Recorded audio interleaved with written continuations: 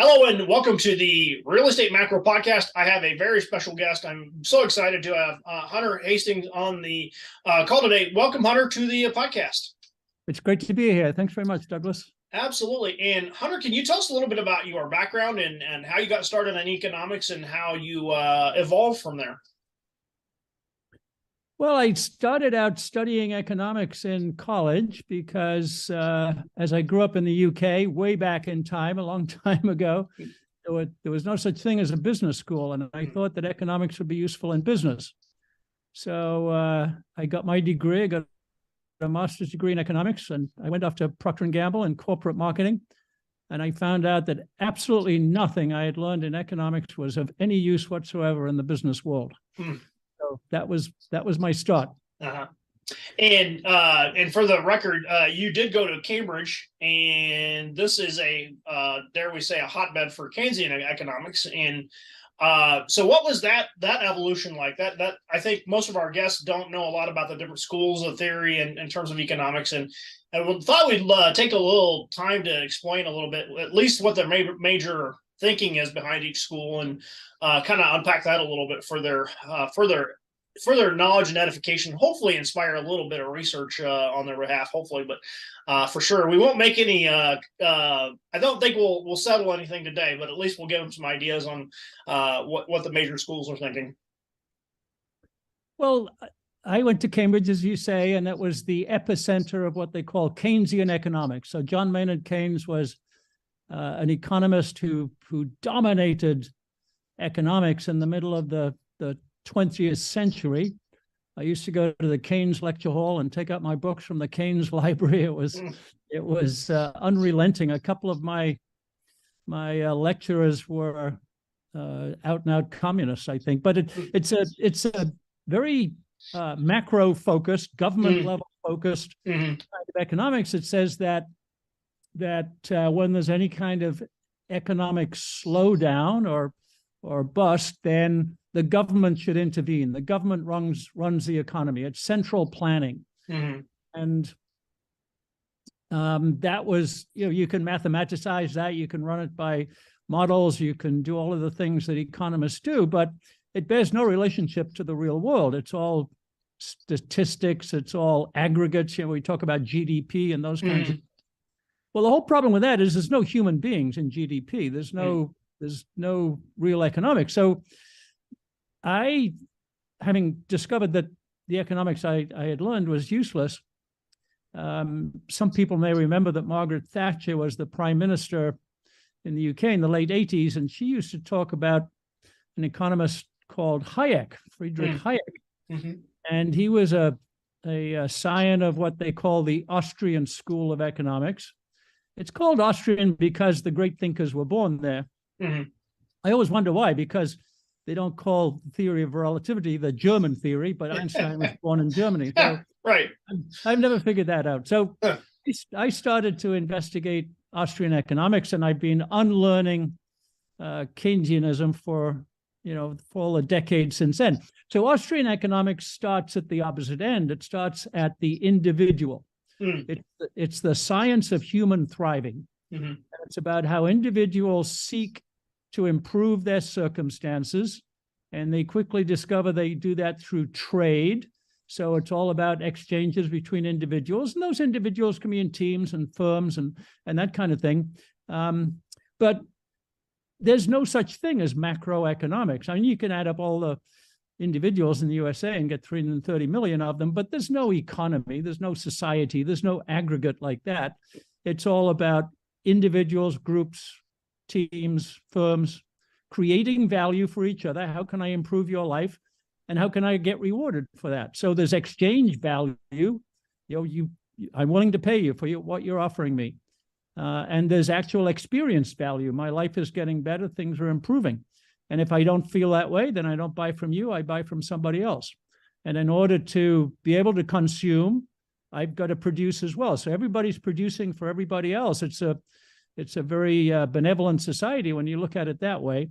And what the Austrians say is the driver of all that, they call it entrepreneurship. So entrepreneurship is a force in the economy. It's conducted by individuals, And it's this magic interaction whereby consumers or customers desire something new. They're not really sure what it is, but things would like to be better. And the entrepreneur kind of figures that out, turns that into a design or a new product or a new solution, and says, hey, what about this? Does this solve your problem? So the fancy word for that in economics is a value proposition. Mm-hmm. So economics is about individuals and firms making value propositions to consumers and customers. They buy and try, and if they like it, they keep on coming. And if they don't, the entrepreneur says, well, I didn't get that right, I'll try something else. So it's constant discovery, constant change, constant experimentation, all in the direction of improving lives and improving everybody's experience. So it's a beautiful way of looking at economics, nothing to do with GDP and the money supply and those kinds of macro aggregates. So I learned that over the years, and it's very exciting. I apply it in the actual activity of entrepreneurship, creating value for others that way. And that's what I expected economics to be. And then I found out it's called Austrian economics for some strange reason. And I'm fascinated, Hunter, on your take on this, and I'm really perplexed about how to view this. I really, I'm an entrepreneur at heart. I really love what you stand for and what you really are. You every day on your podcast, you're really talking about how entrepreneurs generate so much value, and it's hard to argue that the United States in the technology is a prime example of how we've lifted mankind out of poverty, out of the darkness, literally in ways. When you look at the positives, I'm very curious to see what your thoughts are on monopolistic behavior. And so for me, I have trouble when I start thinking about the GFC, for example, and saying, well, let's take our hands off, and unfortunately we roll back Glass-Steagall Act, and the next thing you know, banks are making irresponsible choices in terms of risk. And how do you balance those two factors against each other? Because I feel like I want to agree with you in a lot of ways, because in my heart of hearts, I love the freedom idea. It's like one of my core values. But also, we left Goldman Sachs and Solomon Brothers up to their own devices, and they ended up wrecking the economy. So how do you balance those two competing problems? Because they're seem very like really, really tough problem to reconcile for me. At least I'm having trouble with it. Well, I'll try and unwrap that.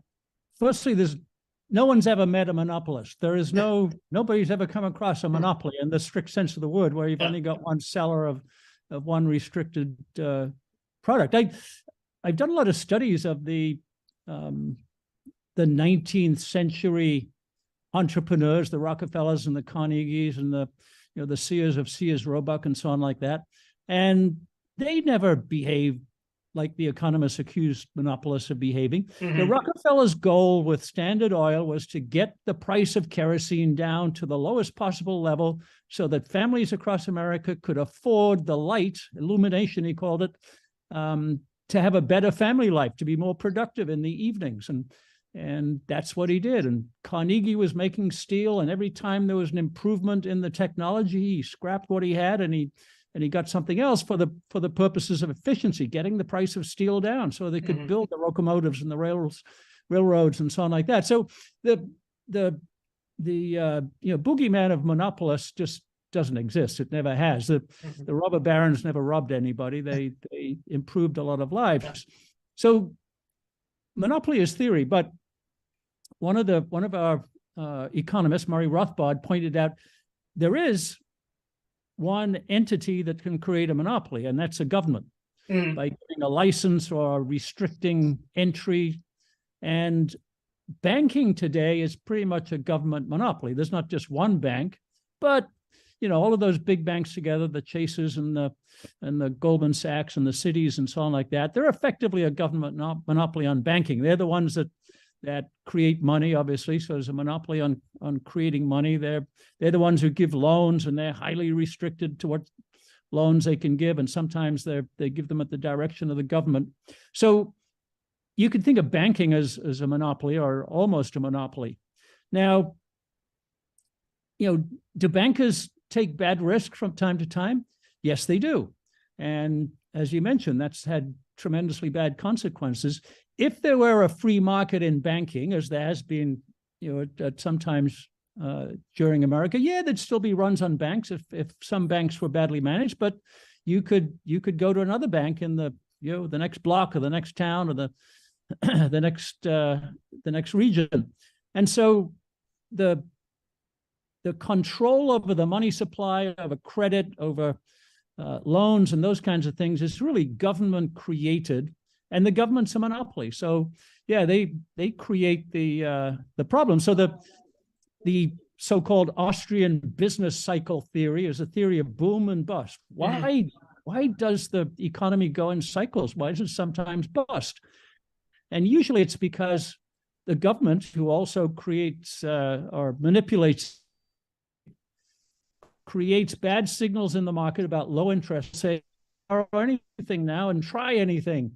The fancy term for that is malinvestment. You get investment in things that are not going to pan out, never can pan out. Then when the interest rate goes back up, those all have to be abandoned. So that's the boom and bust theory, that it's government induced, not entrepreneurially induced.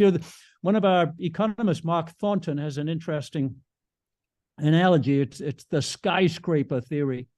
And every time you read about somebody building the biggest skyscraper that's ever been built, you can probably feel like you're at the verge of a real estate bust, because that's going to be a malinvestment. That's definitely a thing, for sure.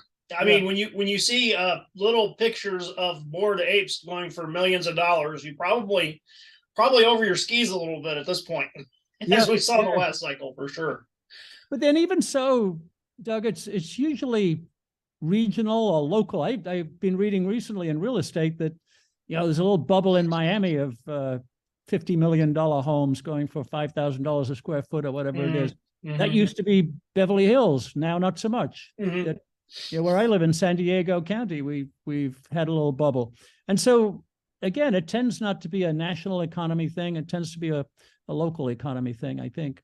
Well, and I have to agree with you. I have major problems with the way California does real estate. I mean, they literally make it impossible to fix the housing crisis in California. It's virtually impossible because of regulation and, shall we say, NIMBYs, who I think are also monopolists in a way, because they don't want, they're incumbents and they don't want, not in my neighborhood kind of thing. And by enforcing retribution at the local level for elected officials, they make it almost impossible to build, which is desperately needed in certain parts of California, just the housing costs. And so if you want to talk about sources of inflation, I hate to say it, but California is a hotbed for inflation from that standpoint, as far as I'm concerned, because it's a structural problem that just, I mean, they're trying little things on the edges about like ADUs and trying to like doing little things on the margin, but that's not really moving the needle whatsoever. What they need is basically development as of right. So I think that's a prime example of where I think we completely agree that man, we have to bust this monopoly up in terms of the government in that region, in that context. I completely would agree with you on that.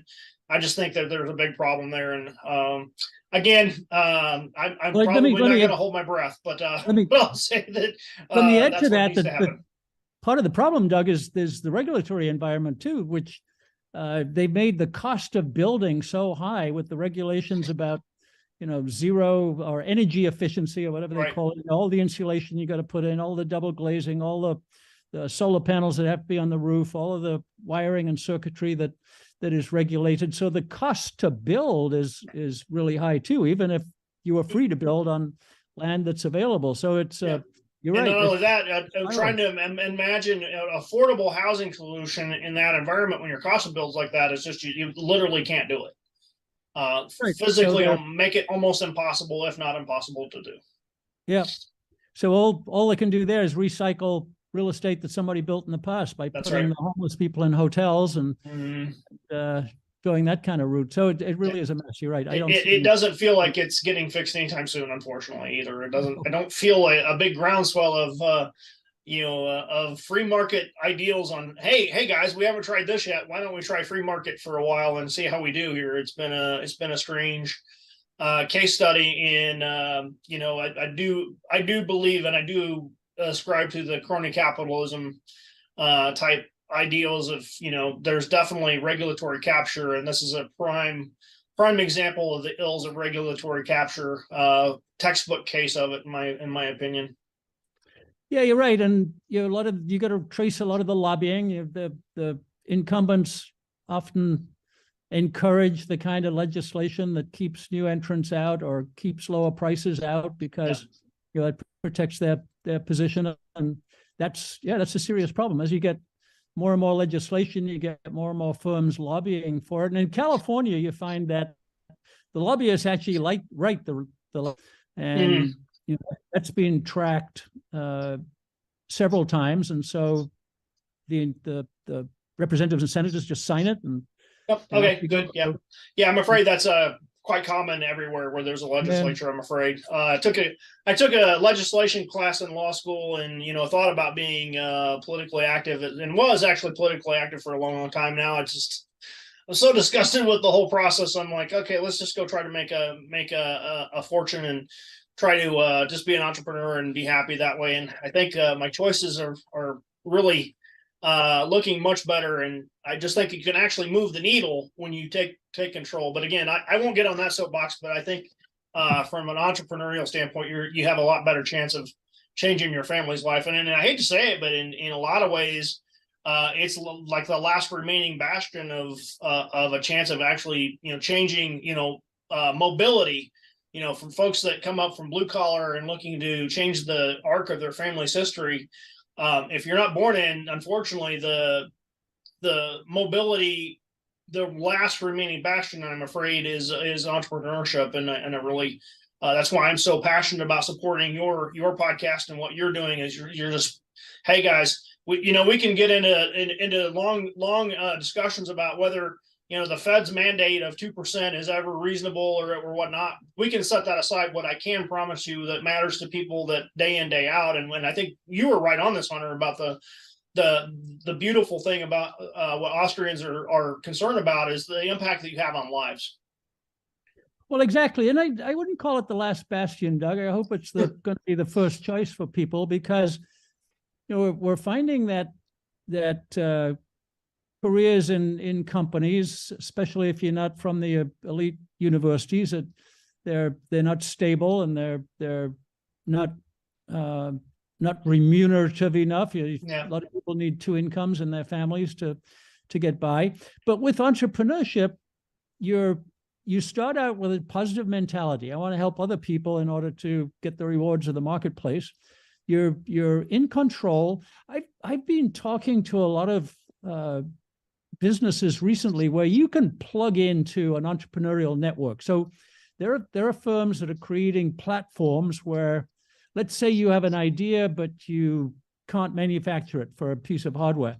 They'll find you the factory in China. They'll do the design drawings for you. They'll get it tested and manufactured. They'll put together a supply chain. They'll help you with marketing. They'll help you with financing. And so entrepreneurs are able to plug into these platforms now, and it's just their creativity and their understanding of customers and their willingness to innovate. So we think that entrepreneurship is an orientation. It's a mindset. You can't learn it at university, and you don't need a certificate. It's how you approach life and business. Now, it's okay to get a job in a company. I think that's fine if you choose to use your own agency that way. And a lot of entrepreneurship is done in companies, but a lot of other bad stuff is done there too. So it's not quite so efficient as it used to be. But entrepreneurship is open to everybody, and it's you got to have braveness. You got to have some courage. Again, the fancy word for it is uncertainty. We can't predict the future. Nobody can. But if you do hard work, you understand your customers, you keep experimenting, you keep trying, it is open to everybody. So I'm trying to do a lot of work now in distressed areas and identify entrepreneurship as the path out of difficulty and out of poverty, as opposed to welfare. Yeah. And, we're making some progress on that. So I do think the the entrepreneurial era is redawning. I'm going to take that point of view. Well, I sure hope you're right. And again, that's something I hope to encourage and support. I really do wonder about this too. And another prime example that keeps popping to my mind is, you come out of prison and you have a hard time finding a job, and really just, it's a tough situation to be in. You made some mistakes, but you paid your dues. What a wonderful way of taking control of your life and say, I'm just going to be an entrepreneur, and it's all about serving. If I serve and I do the right things and I serve, then you can easily create a business that would provide a wonderful lifestyle. And again, for folks that don't want to go to college, or the college is just not for them, it's also a wonderful route. There's just all kinds of things available. And I think that the thing that I'm appreciating most about what you're doing is there's just not a lot, if you're not from that environment, the mindset shift that it takes to become an entrepreneur and the transition, I feel like there's a really significant barrier there. But if you can make that transition from being surrounded, and to me, it's almost about your tribe too, who you're surrounded by. If you have a tribe that's doing similar things, your chances of doing it are much greater, versus you're the only one in the family. Everybody else has a W-2, job that they like. It is, and then again, I don't mean to demean W-2. It's quite, it's usually a good place to learn actually before you go into entrepreneurship. I'm a big believer in that actually. The more I look at it, but also I really admire folks that go into sales first. I think for me, that's been the biggest differentiator, or how I got more better footing in entrepreneurship, is start with sales and then hopefully learn marketing. If you can sell and market, then you have a real shot at creating something. Yeah. So a couple of things, Doug, certainly I agree with you about sales and marketing. And the reason why that's so useful is that it's customer oriented. If you're going to be in sales, you're dealing with customers, and you got to understand what customers want. And selling isn't pushing things to them. It's finding out what they want and letting them pull the things towards them that they need for their situation. So that, that dialogue, that understanding, that listening is really, really valuable. So you're right about that. I'd like to find a way to get rid of this idea of barriers. You talk about starting a business, and that right there, you've got, my gosh, that sounds hard. I mean, just the filling out the forms and getting through the bureaucracy is hard. But getting starting from zero, it sounds like just a difficult task. And if we could think of it more in modern terms of plugging into the network, that everything you need is available to you. If you're willing to put in the creativity and the hard work and the experimentation, then it's not a barrier. It's not an insurmountable wall. It's a process. And thank you for that. And Hunter, I don't know if you've seen this book. This one was a mindset shift for me, and this recently, like within the last 6 months, really helped me out. A book called Who Not How. So asking who not how has, anytime you come, I start to reach a limit or something like a perceived limit. That's a wait a minute, ask who not how. And so you ask the right questions around these areas. And I think you're on the right point. You got to just change your mindset shift a little bit and say, well, you might have a little resistance, but don't let that stop you. And it is an iterative process, no matter what you choose in terms of entrepreneurship too. And if you can embrace and then again, our good friend Mark talks about VUCA, the volatility and uncertainty, and all the change that you have to, the jostling about, that's just part of it. But I think one of the things I'm most excited to talk about with you today is I have a running kind of, I'm coming to this awareness that humans have a human need psychology. This is a Tony Robbins concept of significance, certainty, uncertainty, connection. One of the top ones is certainty. And so what I feel like happens a lot, and I think I've uncovered this from talking to Mark and having these discussions, it's like we have this desire for a linear, we have a human need to create a linear mindset or a linear situation. It's like, okay, this is fixed. And you create this artificial situation that in your mind it's fixed. But in reality, all the turbulence of all the different variables are moving so fast and so quick that you're creating something that doesn't exist. So instead, this is why I think we can transition to the OODA discussion in the entrepreneurship and the work you guys did on your paper, which I read the short version. I haven't gotten to the full document yet, and I can't wait. But if you could tell me about a little bit the model you guys created to kind of talk about the conditions of turbulence in an entrepreneurial circumstance. Yeah, so let me approach it from the economic side first. That, as you say, uncertainty is the norm. And one of the famous economists in the Austrian school called it constant flux. Everything is changing all the time. All the variables are changing. That's normal. And there's a famous quote from Heraclitus, which is, you never step in the same river twice because you've changed, the river's changed. So yes, that's the attitude. So you're right. People fear uncertainty, but it's the norm. So the entrepreneurial mindset is action.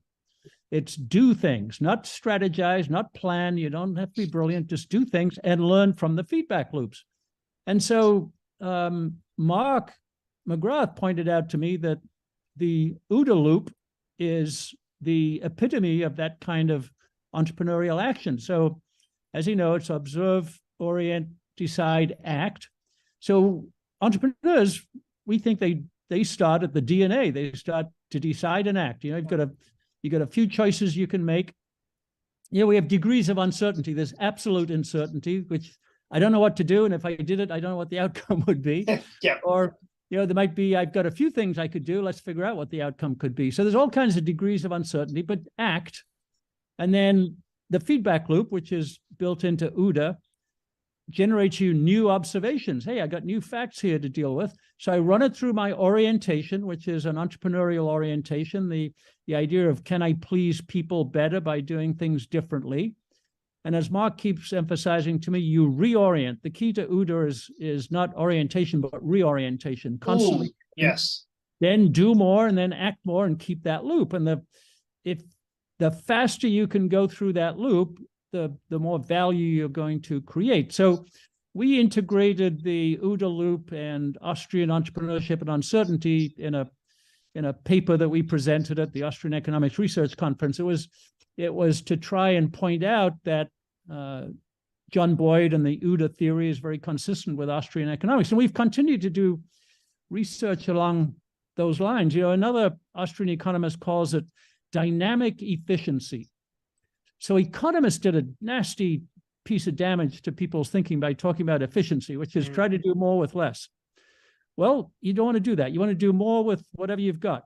And it's changing and moving and improving and creating new knowledge, they say. So dynamic efficiency is what we try to help people with. So just keep trying, keep doing, keep improving. You know, I was talking to an entrepreneur this morning who'd built one of these platforms I'm talking about that entrepreneurs can plug into. Mm-hmm. So he started in the pet toy business. And he did that because he was a kid in college and he had a dog and he couldn't find the right toys for his dog. So he decided he's going to get in the pet toy business. And he's, well, who the hell am I going to get to manufacture that? Well, let me go find a factory in China somehow. And who's going to design it? And how do I get a logo? And all, he worked his way through it. He said he called 80 factories before he got one that would do what he wanted to do, but wow, he did it. And he had a very successful business. He got on Shark Tank. That caused him to raise a lot of money. And then he sold that business. And now he started this new one. He had no idea where he was going when he started that pet toy business. But today he's got to this huge place of being an innovator and a growth business maven. It's worldwide. It's in all kinds of categories and industries. So the journey is about starting, because you can't plan it. You can't tell where you're going. You just got to keep going. And we've even even from a project management standpoint, I was starting out trying to do some Gantt stuff, and I'm like, wait a minute, Kanban, go over to Kanban. Don't try to be that specific because it's almost wrong the second you finish it. And so try to be more principles and directionally correct versus by X date, we're going to hit the X target. And I notice already, I feel much better about it feels more realistic in terms of the plan we put together, just because we've stopped trying to be like so specific about when and where. And again, it is interesting, and there's some different things you can do with critical chain that if you really wanted to get into the weeds about, theory constraints and stuff like that. But but for sure, I think Agile's got some a lot of useful tools. And again, Ponch Rivera is on our docket of recorded episodes, but not quite released, and hopefully Ponch can help folks with that aspect of things. So I did want to ask you, Hunter, did you read the "Getting Everything You Can Out of All You Got" by Jay Abraham? It's kind of what popped to mind when you mentioned dynamics and instead of trying to get more with less, getting all you can out of all you got. And the exact title came to mind. And I just was curious if you came across that work. Yeah, I know the name of the author, but I've never read that particular work. But one of the ways you can think about entrepreneurship, again, to use the fancy academic term, they call it effectual entrepreneurship, which is you start out by saying, who am I? You're understanding your own character and your own preferences and so on. What do I know? So everybody's got some skills. Everybody's got some knowledge. Ultimately, it's a specialized knowledge because only you have it. So what is it that you know that nobody else does? Who do I know? Which is, where you started, how you plug into the network and who can help me and how can I build a system of support and so on like that. And then what are my resources? Do I have any money? If not, I'm going to start with nothing. But that's where people start, as opposed to how big is the market and what kind of a share can I get and so on like that. It's all about the person. Who am I? What do I know? Who do I know? What are my resources? So I love that way of looking at things. So call that, get everything you can out of what you've got. I agree with the philosophy very much. Yeah, I thought you'd really appreciate that because I will say Jay is probably one of the best. Again, coming from the finance and law side, marketing is just not something I'm familiar with. And so when you start to, round yourself out before you really make a attack at the entrepreneurial side, it's good to know some good marketeers. And Jay Abraham was a great choice for the folks out there listening and looking for somebody to help out on that side. Yeah, I agree with that very much. And you mentioned sales and marketing. Those are great places to start. I will say, though, that marketing has taken a little bit of a dark turn in the digital age, which it's all about numbers, how many likes, how many clicks, getting people through the funnel, conversions, all that kind of stuff. It's numbers. Yeah. And marketing is about human beings. I started out my life in Procter & Gamble. We were selling stuff to mom. And mom was my customer, and my job was to understand mom as best I could. And how did she feel? And what was it like turning out the kids every day and getting them to school or putting their diapers on? How did she feel about that? What would she like to have better? And I tell that story because that's the marketing mindset. Start with the customer. Who's the customer? What do they need? What don't they have now? What would they pay for? It's customer oriented. And, the clicks and likes and conversions, that's fine for the mechanical management of your marketing budget, but it's not the marketing mindset. The marketing mindset is love your customer.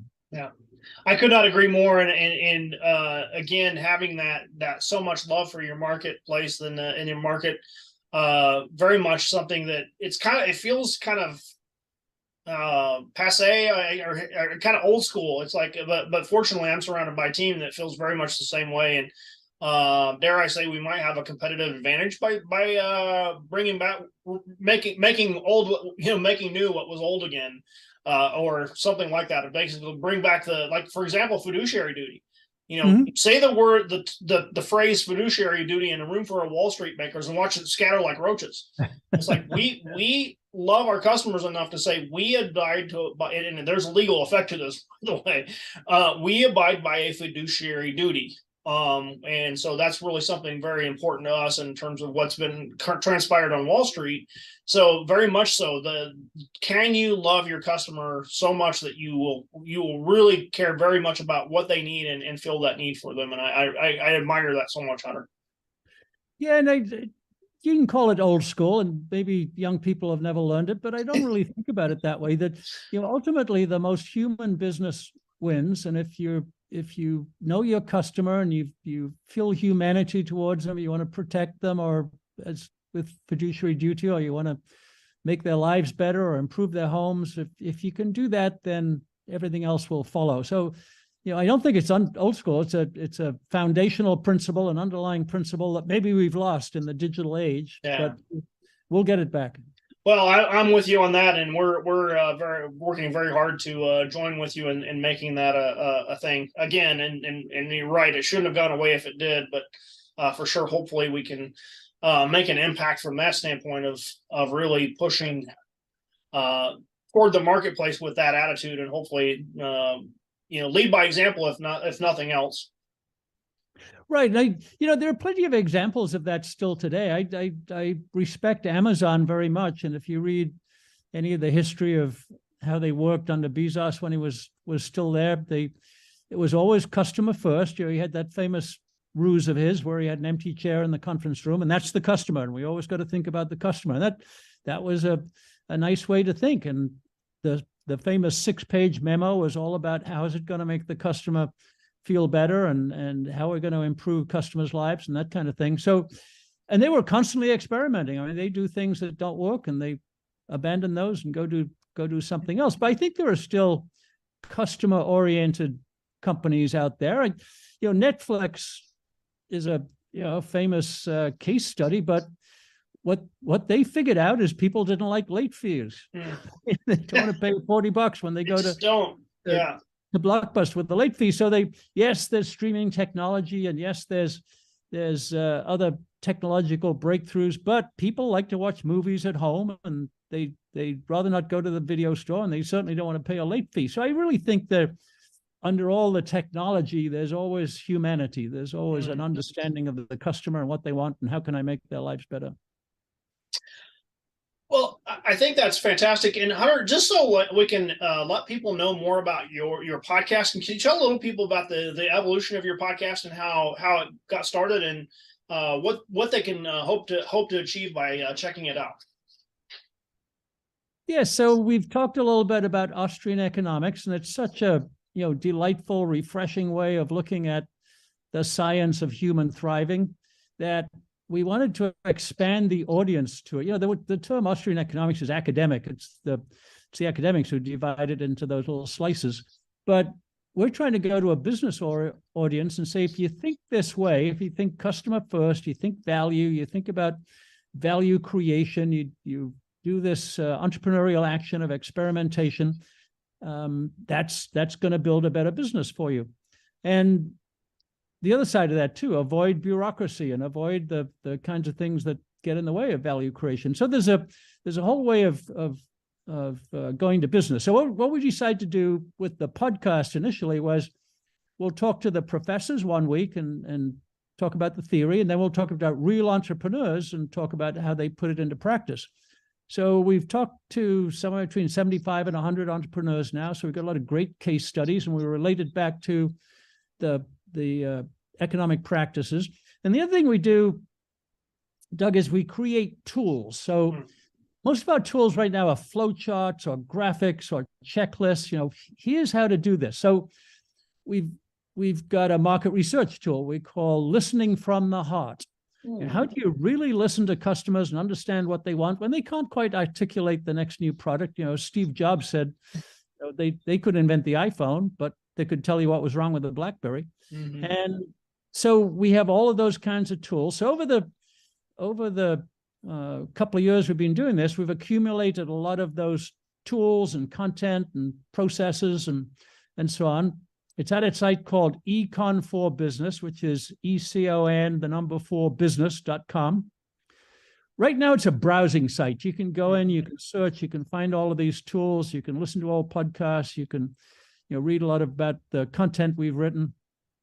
But what we're doing now is turning it into a business education site. And we call it Alt MBA. We're not quite there yet. We're just building it. But it's an alternative to the MBA. We're going to disrupt higher education. We're going to change the business school so it's available to everybody. It's online. It's self-paced.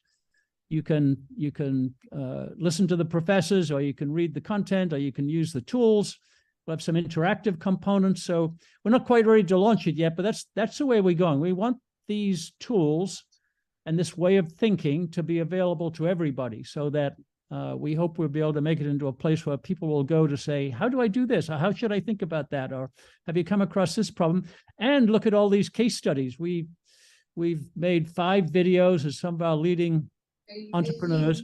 I'll tell you a story if there's time. That our young founder of the year this year was a fellow called Victor Chor. And he started out, he calls it flipping. He started flipping in school, I think in high school, flipping Pokemon cards. Pokemon cards. Yeah. So what he discovered was buy low, sell high, that you could buy for a price and some people would pay a higher price. So he liked doing that. He kept doing it. Then he got into other things that he could buy and sell. Some of them were consumer electronics. So then being entrepreneurial, he said, well, let me dig into this a little bit more. So he started going through Alibaba. He made contacts in China. He went to China to trade shows and found new things he could sell. And eventually he made contact with manufacturers that would custom manufacture for him. He designed a line of wireless charging devices, which is perfect for the modern world, right? That'd be horrible if you ever run out of power for your iPhone or your iPad. He designed those. He's created a brand called Infinicore, and he's growing it. And he did it all with his own resources. He's run a couple of Kickstarters to get his new products developed and things like that. So that's one example of one of our entrepreneurial stories, and we have many of them. Another one is a fellow called Bob Loddy at the other end of the stage. He's as old as me. He's been doing it for 50 years. He started selling fire extinguishers in his garage. Whoa. And now he's built a leading company in restaurant ventilation systems, which may sound a little specialized and esoteric, but it's a $700 or $800 million business. He's got 1,000 employees. Whoa. It's all kinds of systems. It's all digitized now, so it feeds back data to the central location so you can analyze it and so on like that. No restaurant the company's called Captive Air. No restaurant would be seen dead without a captive air ventilation system. We got lots of stories like that. And the point is, it's access for all. It's available to all. Happy to tell the stories. We'll have some mentoring. If you want to talk to some of these folks, we'll try and make that possible. So that's our way of trying to build the entrepreneurial society. So the podcast is called Economics for Business, and you can find it on all the podcast platforms. And for sure, Hunter, I will be putting all those sites down and then some in the show notes for sure for folks to check out. Hunter, thank you so much for joining us. I am so excited to follow your journey forward here. It was like a candy store for folks that are interested in all things in business and being a better entrepreneur and creating an environment and a condition for that. Thank you so much for all the work you're doing. I'm so excited to support it, and for sure we'll be sharing the message along with you moving forward here. Good. Well, thank you for all you do, Doug. I know everything that you do on your podcast and all your entrepreneurial work is absolutely in the same direction as we're going. So thank you. It was great to be here. Absolutely. Thank you for joining us. And folks, also, we are referencing some UDA conversations with our friend Mark and our friend Ponch. We will also include those in the show notes for your future reference as well, so you can understand a little bit about the UDA loop and how that can help you be successful as well. All right. Thank you so much, Hunter. Have a good day. You're welcome. Thank you.